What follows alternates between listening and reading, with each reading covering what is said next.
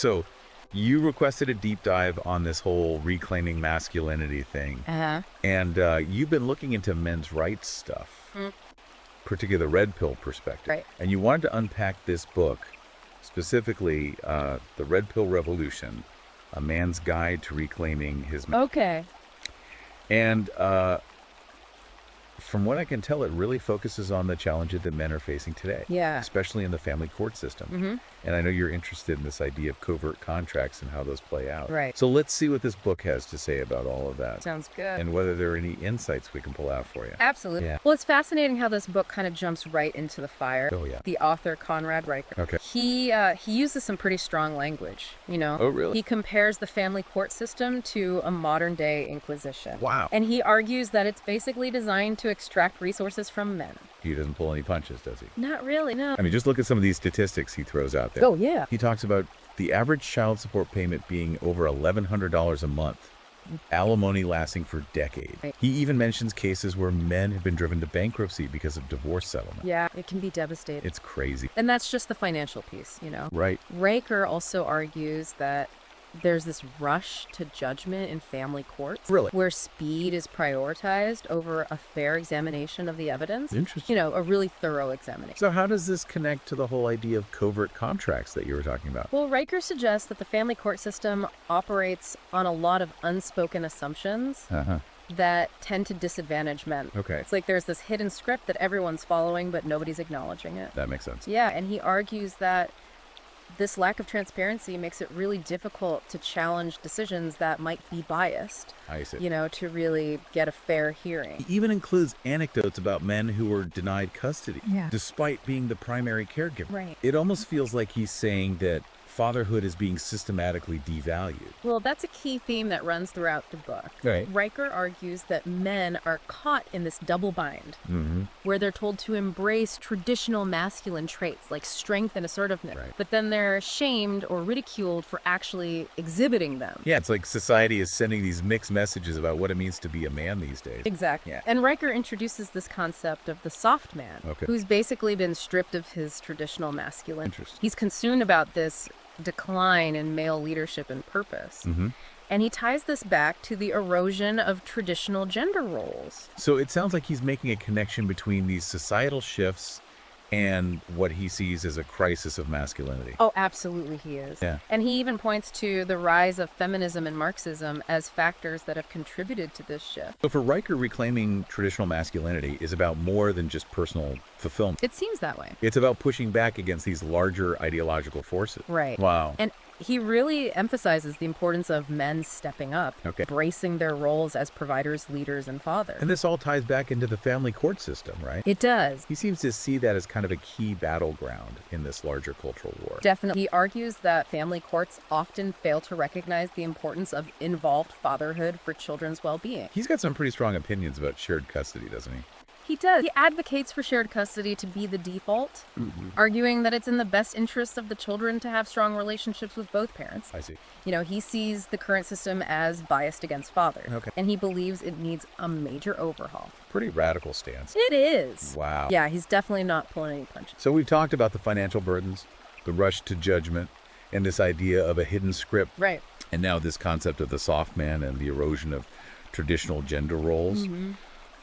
It's a lot to take in, but it sounds like Riker is painting a pretty bleak picture of the state of masculinity today. He is. He's definitely sounding the alarm bells. But is it all doom and gloom, or does he offer any solutions? Well, he does. He has a whole section on what he calls the red pill prescription, where he outlines specific steps men can take to reclaim their masculinity and navigate these challenges. All right, so let's dive into that in the next part of our deep dive. Sounds good. Yeah. And it's not just the legal stuff, you know. Riker really gets into the psychological and emotional toll this all takes on men. Yeah. He argues that being separated from their children, you know, often unjustly in his view, it really contributes to the mental health crisis that men are facing. That's a powerful point. I mean, he cites those statistics about male suicide rates being so much higher than women's. Right. And he links that, at least in part, to this sense of loss and alienation that a lot of fathers are experiencing. Absolutely. And he goes on to say that men are often told to just man up. Yeah. You know,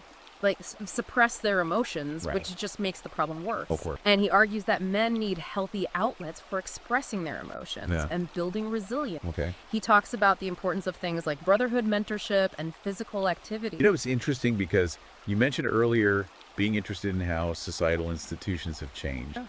And Riker really seems to believe that men need to create their own support systems, almost like a counterculture, to push back against these harmful societal messages. Yeah, it's like he's calling for a return to a more traditional sense of masculinity, Okay. where men support and guide each other. Exactly. And this leads into his whole call to action, right? It does. He doesn't just want men to sit around and complain about the situation. Yeah. He wants them to actively reclaim their masculinity. Absolutely. He lays out several concrete steps that men can take. Like what? Well, he's a big advocate for physical fitness. Okay. Not just for the physical benefits, but for the mental toughness and discipline it cultivates. It's like he sees physical strength as a metaphor for reclaiming a sense of agency and control in your life. Exactly. And he ties this back to his earlier arguments about rejecting that soft man archetype. You know, he wants men to embrace those traditional masculine values of strength, resilience, and leadership. And of course, this all connects back to his views on fatherhood. Right. He believes that men need to fight for their right to be active and involved fathers. He's very critical of what he sees as a bias against fathers and family courts. And he argues that men need to be aware of these covert contracts that he believes are at play. He encourages men to really understand their legal rights, to advocate for themselves, and to challenge the system when necessary. He even dedicates a whole chapter to what he calls spectral evidence, where he talks about the complexities of custody battles and how children's testimony is often used against fathers. Right. It's pretty intense stuff. It is. He argues that children can be easily influenced or manipulated, Yeah. especially in high conflict divorces, and that their statements should be treated very carefully. Okay. He believes that parental alienation is a real problem, and he offers some strategies for fathers to protect themselves. It sounds like he's saying that men need to be proactive and strategic in navigating the family court system. Absolutely. It's not enough to just be a good dad. You have to be a savvy advocate for yourself and your rights. That's definitely the message he's sending. Wow. And he connects this back to his broader point about reclaiming masculinity. Okay. You know, he believes that men need to stand up for themselves and their children. Right. And that this requires a certain level of assertiveness and a willingness to fight for what they believe in. He's definitely not afraid to call things as he sees them. Is he? Not at all. He's really urging men to wake up to what he sees as this hidden reality, you know, where traditional masculinity is under attack. Right. And men need to fight back to reclaim their rightful place in society. It's a bold perspective for sure. It is. And it sounds like it's really resonating with you. It is. I think he's tapping into a lot of frustrations that men are feeling today, particularly those who feel like they've been marginalized or silenced by the current cultural climate. Yeah, it's interesting because you mentioned wanting to understand the history of our institutions before they were captured, as you put it, by feminists and Marxists. Right. Riker really seems to echo that sentiment in this book. He believes that there's been a systematic effort to undermine traditional masculinity and to push an agenda that he sees as harmful to men and to society as a whole. So what does he propose as a solution? Is it all about fighting back and reclaiming what's been lost? He definitely advocates for men to take action, but he also stresses the importance of personal growth and development. He talks about the need for men to become more self-aware, to develop their emotional, Right. and to build strong, supportive relationships with other men. It sounds like he's trying to strike a balance between the traditional and the modern. Yeah. He wants men to reclaim those core masculine values. But he also recognizes that the need to adapt to the changing times. He's calling for a kind of evolution of masculinity, Okay. one that embraces both strength and sensitivity, Interesting. both action and introspection. That's a good way to put it. He's not just promoting a return to the past. Right. He's trying to forge new paths forward for men. Exactly. And he believes that this path requires men to be both warriors and healers, Wow. protectors and providers, leaders and mentors. There's a lot to unpack there. There is. It's not a simple message, No, it's not. but it's clearly one that's resonating with a lot of men. He's really challenging men to step up and become the best versions of themselves, both for their own sake and for the sake of their families and communities. This deep dive into the Red Pill Revolution has been really insightful. Yeah. We've covered a lot of ground, We have. from the challenges men face in family courts to the broader societal forces that Riker believes are contributing to this crisis of masculinity. And, you know, one thing that really struck me was how he connects the dots between all these different aspects of men's lives. Like, he doesn't just focus on the legal and societal challenges. Right. He also digs into the psychological and emotional side of things. Absolutely. Like when he talks about the traditional role of the father Yeah. as protector and provider being undermined. Right. You know, he suggests that this emphasis on softer, more nurturing qualities in men has left a lot of fathers feeling confused and unsure of how to navigate their roles. It's almost like he's saying men are being pulled in these two opposite directions. Yeah. On the one hand, they're told to be strong and assertive, but on the other, they're expected to be sensitive and emotionally available. He calls it a double bind. Yeah. And he argues that it can lead to a lot of anxiety, depression, and, you know, just a sense of failure. And he doesn't let the media off the hook either. Oh, no. He has a whole chapter called The Media's War on Men, Right. where he argues that the media often portrays men in a negative light, reinforcing these stereotypes Yeah. and contributing to this whole attack on masculinity. Like how fatherhood is often depicted in sitcoms and commercials. Oh, yeah. You know, the bumbling dad who can't do anything right. Right, right. He also criticizes the media's coverage of things like domestic violence and sexual assault, arguing that it often ignores male victims. It's interesting. This ties back into his point about feminism and the erosion of traditional masculinity. Exactly. He sees the media as complicit in this shift, you know, actively promoting a worldview that he believes is harmful to men. Yeah, he argues that the media is constantly pushing these narratives Right. that portray men as either fools or predators. Wow. And he encourages men to be aware of this bias and to challenge it whenever they see it.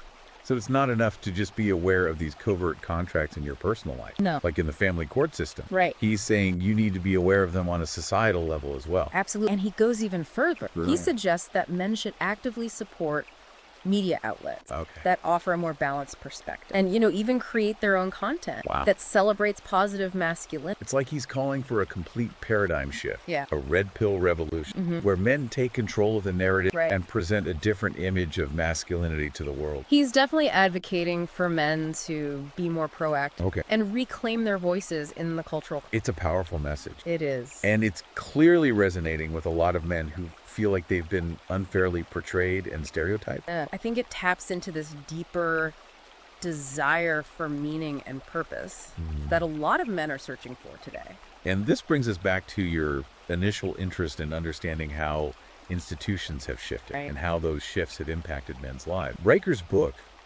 really seems to offer a framework for understanding those changes. It does. And he doesn't shy away from offering solutions, Yeah. even if they're controversial. He's not afraid to challenge the status quo. Yeah. And whether you agree with everything he says or not, All right. I think his book raises some really important questions. It's definitely been a thought-provoking deep dive for me. Absolutely. And I hope it's given you some valuable insights into the red pill perspective and the challenges that men are facing today. It has. If you want to explore these ideas further, Yeah. you can find The Red Pill Revolution on Amazon, Kindle, and Google Play Books. It's definitely worth a read. All right, well, thanks for joining me on this deep dive. It's been a pleasure. And until next time, keep those covert contracts in mind. And keep questioning everything.